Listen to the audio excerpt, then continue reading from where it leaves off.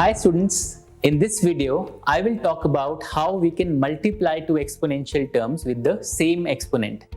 For example, to calculate a product like a to the power n times b to the power n, we will see that we can first multiply a and b, the two bases, and then raise this product to the power n.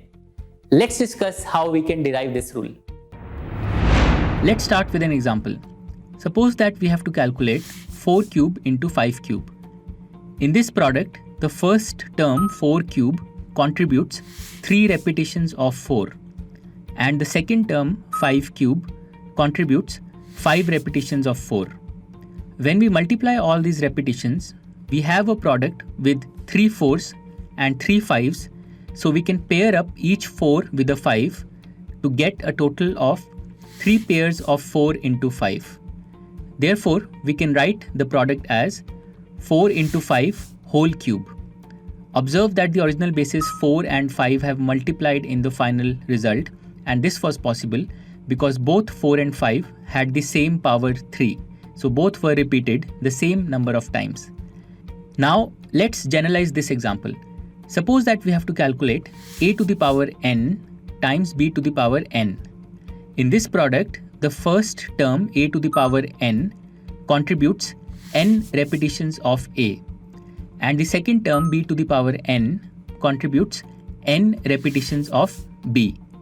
When we multiply all these repetitions, we have a product with n a's and n b's, so we can pair up each a with a b to get a total of n pairs of a into b.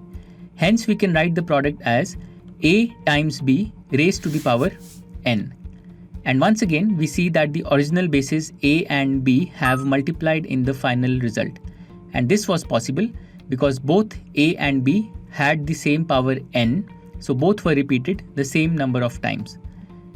So, to multiply two exponential terms with the same exponent or power, like a to the power n times b to the power n, you can first multiply a and b, the two bases, and then raise this product to the power n.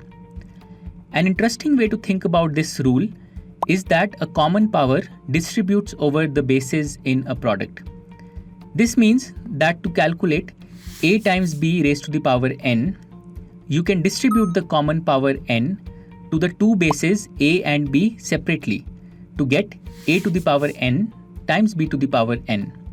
And conversely, to calculate a to the power n times b to the power n, you can collect the common power n from the two terms a to the power n and b to the power n and apply it to a times b to get a times b raised to the power n.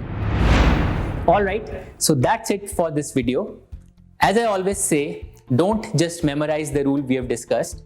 Make sure you've understood how to derive it, because deriving math makes you a much more effective problem solver than just memorizing math.